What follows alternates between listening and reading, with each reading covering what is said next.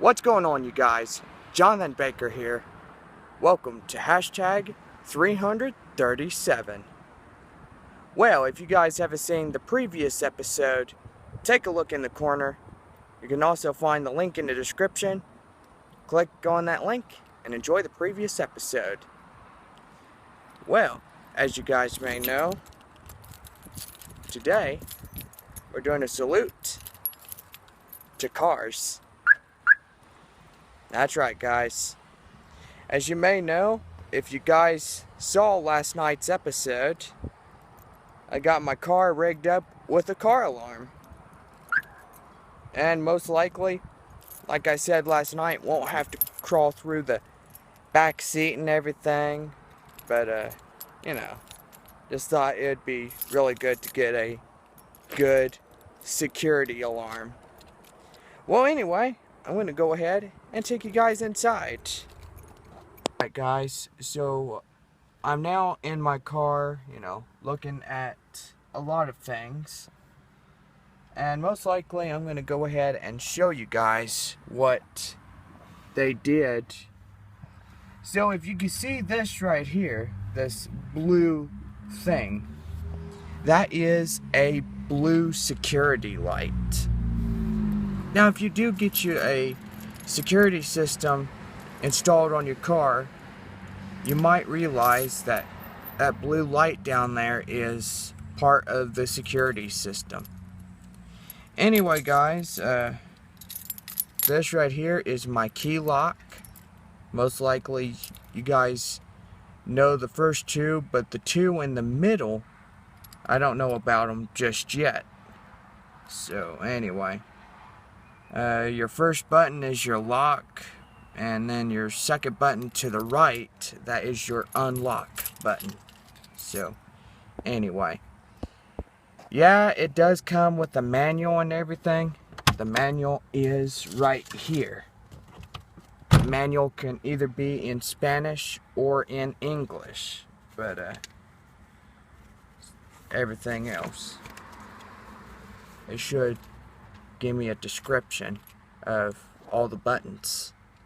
So right now I am looking at the alarm manual, and most likely this is what it looks like.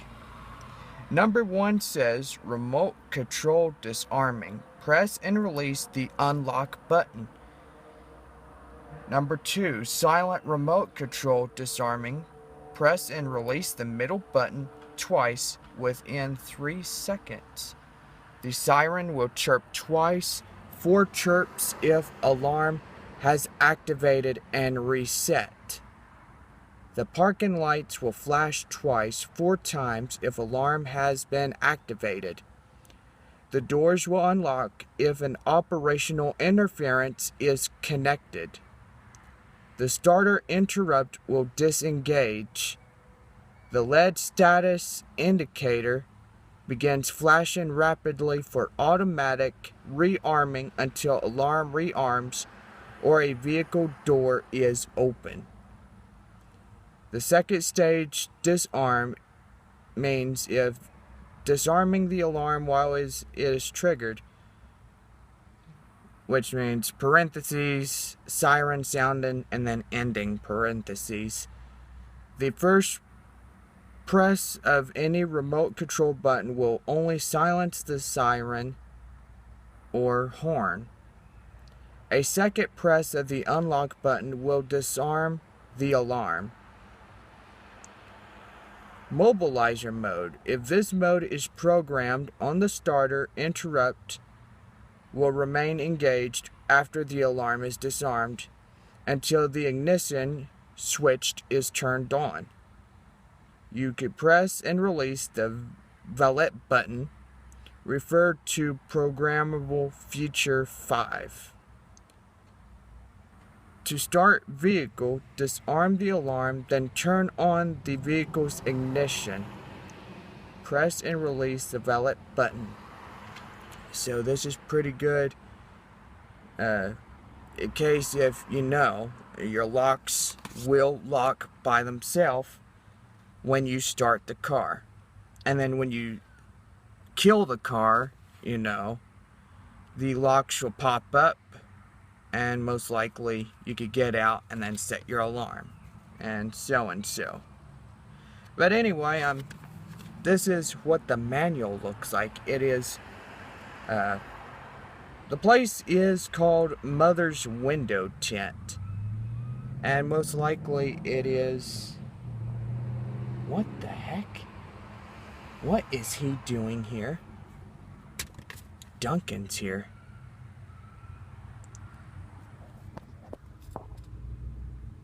Hey, what are you doing? Hold on a minute, guys. All day and finishing up my defensive driving. I'm halfway through it. There's 6 sections. I'm on the 4th. Actually, a little bit over half. Oh, really? Yeah, it's kind of boring. It's really boring. Did you see that video I sent you, though? Yeah. I thought that was funny. Did you see the one on Facebook I sent you? Yeah, that was old. That one was really funny. Yeah. Talking kitty cat. Yeah. It's been really hot, and it's not even summertime. Yeah. Oh, I know. Well, anyway, guys, if y'all haven't seen the previous episode, or I'm gonna go take you to an actual car wash. See all the this? the last 2 episodes, really, that didn't even work. No. It needs a. I'm gonna take it to an actual car wash. Yeah. Oh, okay. Yeah, I should have had the rag. I didn't have a rag to dry it. So it has spots all over it. Yeah. Does your car come out clean though? I think it did. I mean, I don't know. I mean, we could take a look at it. Yeah, these are old scratches from the past. Yeah. Oh, no. Yeah, see, like this, you're gonna have to get a rag or something. Like one of those microfiber rags that are for washing cars. I don't know if you see the guys at car wash. Well, I mean, they use towels, but some of them use the fiber towels, and you just wring them out and they're dry. Yeah. You don't want any of these spots on it. Yeah. But anyway. Yeah, but and they try to mess with it. That alarm will sound. Yeah, they got it rigged up pretty good, so most likely that's good. No, I didn't put the Ford thing in here. So it just has an unlock and lock and panic button and the trunk deal. Yeah, the trunk that automatically comes open when you press that button. Yeah. It's like this. It's like That's just the neighbor.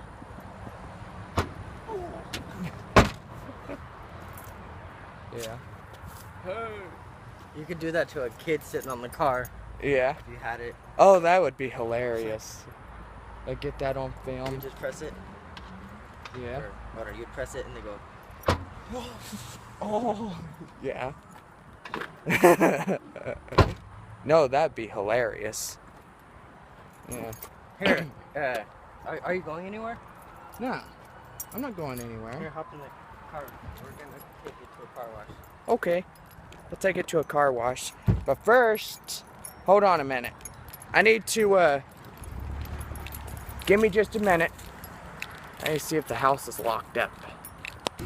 Yeah, your car would get stuck too if you went in there. If you got stuck in that too. Where? The gate. Yeah, it would. Why would they just point it out the window? I don't know. I don't know why they were pointing out the window. Good grief. So this thing just cost me $20 to fill up my tank. That's like $25 less. Yeah. It cost you 30? Yeah, it cost me like $30. $35 if not my Ranger. Oh dang. Actually, I'm going to AutoZone to buy a rag because I really need to have a rag. Yeah. I'll show you what kind of rag I'm talking about. Yeah. Might need to get me a rag myself, that way I keep my car clean. Oh, what are you doing? Yeah. Yeah, I recently talked to my dad. I haven't talked to him in months, actually. Oh, really? I told him about joining the military. Yeah? He didn't really say anything. He was just like, good luck, make sure you get everything in writing. You don't want to get screwed over. Right. I don't want them to say, you're going to be doing this job, but you get there, then they say, hey, you're doing this. And you're like, but my recruiter, and then I would be like, oh, well, my recruiter said I'm doing this job. And they're like, they would be like, I don't give an F what your recruiter says for things. You're doing this. Yeah. So I need to get in writing what my job is going to be, what I'm going to be doing, you know. Okay, Yeah. I want a promised job. I mean, if he's going to say I'm going to be doing something, I want to do it. Yeah. You know, I don't want to be, he's going to be saying, for example, going in the medical field, then I get there and I'm cleaning toilets. Yeah. That would suck. That's a maintenance worker. Yeah, but you know what I'm saying? Like, it's like Sam's hiring you and they said you're going to be a gas attendant, but they end up putting you as maintenance. Yeah. You wouldn't like that. Probably wouldn't. Because they'll be lying to you, basically. Yeah. And if they're going to give me any sign-on bonuses, or if they're going to give me any money for joining or not, I want it written down on paper too. Yeah. Because it said they're going to give me a $10,000 sign-on bonus, and I want to make sure they actually do that. Yeah. They would give me $10,000 for signing on. They would split it up. Half of it I would get before signing on, so I'd get the $5,000, Yeah. and the rest, the $5,000, would be split up during my enlistment. Oh, that's cool. So I don't know how it would be. A couple hundred. I don't know. But yeah, he just said get everything in writing and that's it. He just told me good luck. Well, that's good. Yeah. Anyway. Whoa. Slow her down a little bit. You don't want to go too fast. Here you go, I bought a bag. You bought me a bag. I bought a bag from Walmart. Bought a bag from Walmart. No, I bought this. I needed gum. Oh, you needed gum? Yeah. Whoa. Hold the wheel. I'll hold the wheel and film on the camera. But I'll pay attention to the road because that's, you know. Like, oh, I don't get paid enough for this. Right? Where's that Walmart bag at? It's right here.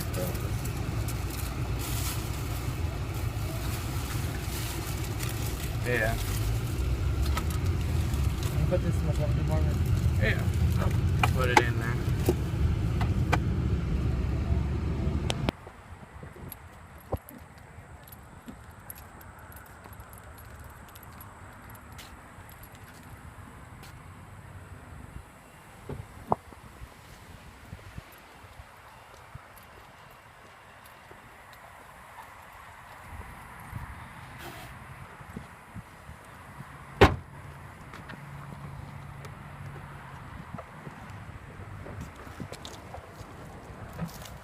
Yeah, whatever.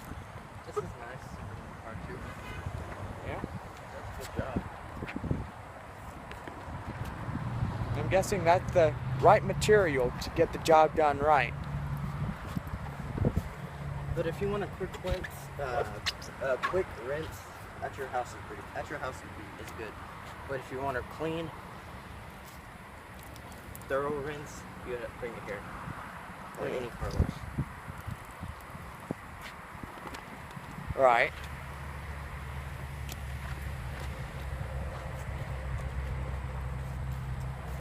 I'm thinking about out of time for today, so anyway guys, we'll catch y'all later on the vlog series.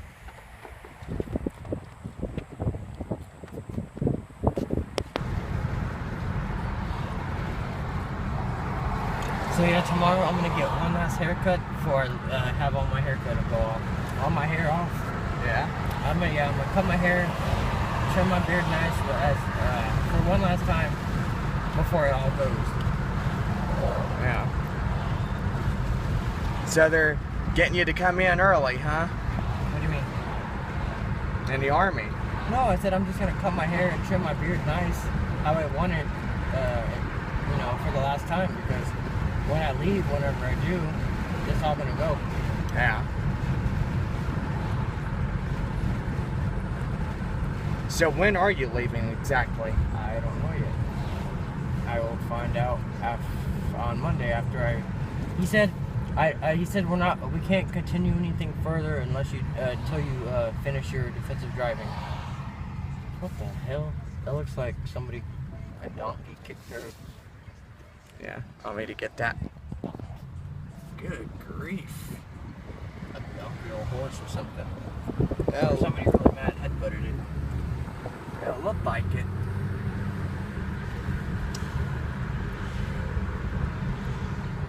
Yeah.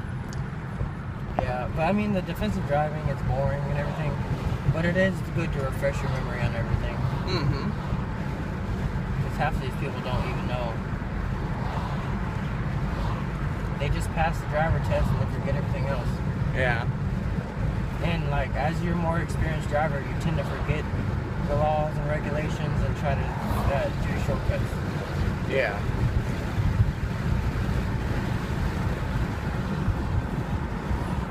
People tend to think, oh, I've been driving on the road for this many years. I don't need to do it exactly by the book. Yeah. I mean, yeah, it's okay to feel confident when you drive, but just don't be overconfident because you don't know what could happen. Right. It's like, yeah, every time you get in the car, you're putting your life on the line. Right. Your life and the other people in their car are on the line. Anything could happen. Of course. Just because you're a good driver doesn't mean the other person is. Yeah.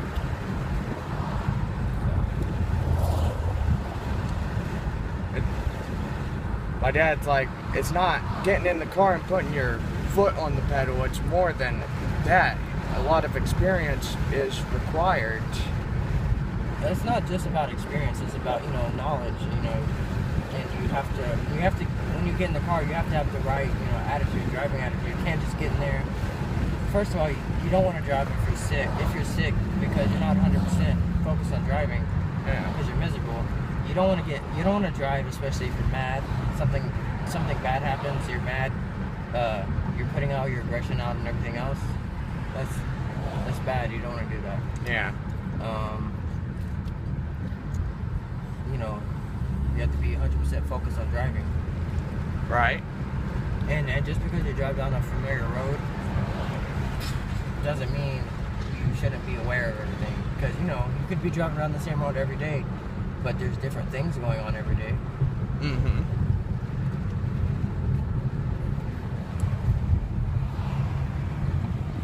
Oh, I was like, I was trying to go that way. I don't want to go that way. It's okay. Whatever you want to do. I mean, it don't matter. But yeah, the wash I like to do, it's $5 for the basic wash. But the one I like to do is $9. That has everything on it: the shine, the coating, the double coating, the shining coating. Yeah. And it really cleans it really good. Then it has the dryer at the end.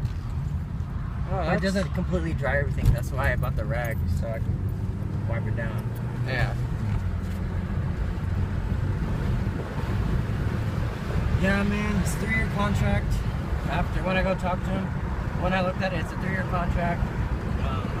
I'm going active, so I'll be active for 3 years. After that 3-year contract, I want to try to get into communications. That's what I really want to do. Yeah.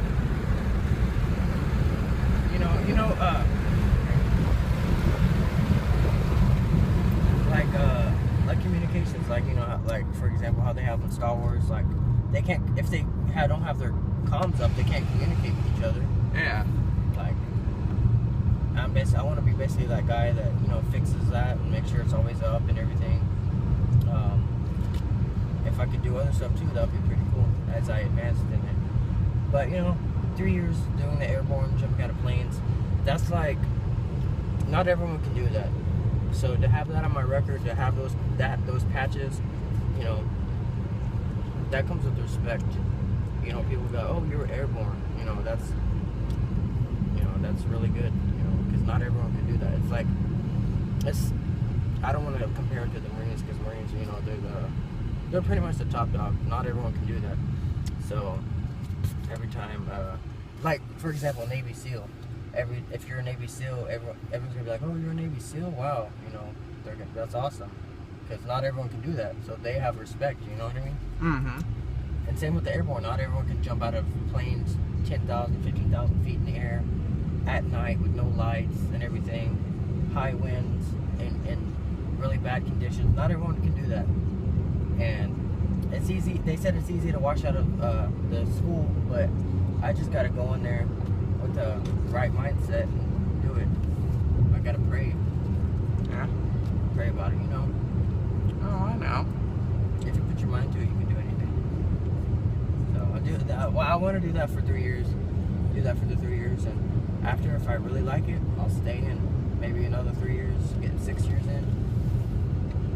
Well, because what I want to do, the first 3 years will be with the airborne. Then I want to try to get into communications after I take the test again. And if I do get communications, I'll do that for another 3 years, or 3 or 4 years. Mm-hmm. And by that time, I'll have 6, 7 years. And if I really like it, I'll stay in. If I don't, I'll just take the money I have and go to school. Yeah. But ideally, you can do schooling while you're in, and I would like to do that. But well, let's say I am doing my schooling while I'm in.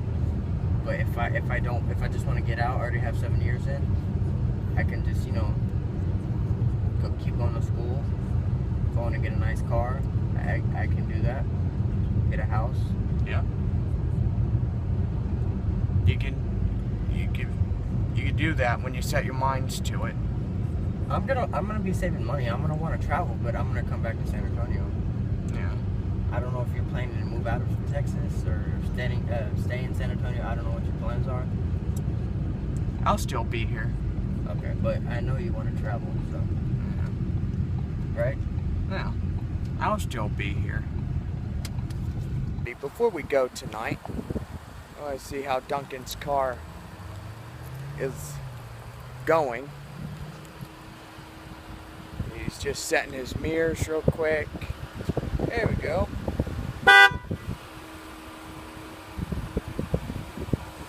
And see you later, man.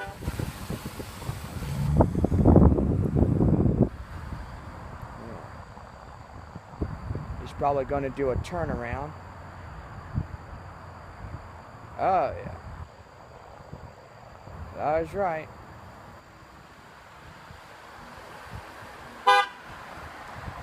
See you later, man. Yeah. Alright. Well, we've had fun today.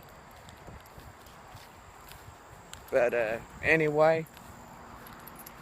Dang, Friday is his last day to be here? I'm guessing it's coming quick, but, you know, at least he'll probably have one more episode before everything begins to wind down, even for him on the vlog series. But anyway, guys, keep y'all posted on what's going on, and most likely we'll see Duncan again real soon. Anyway, now this is the end.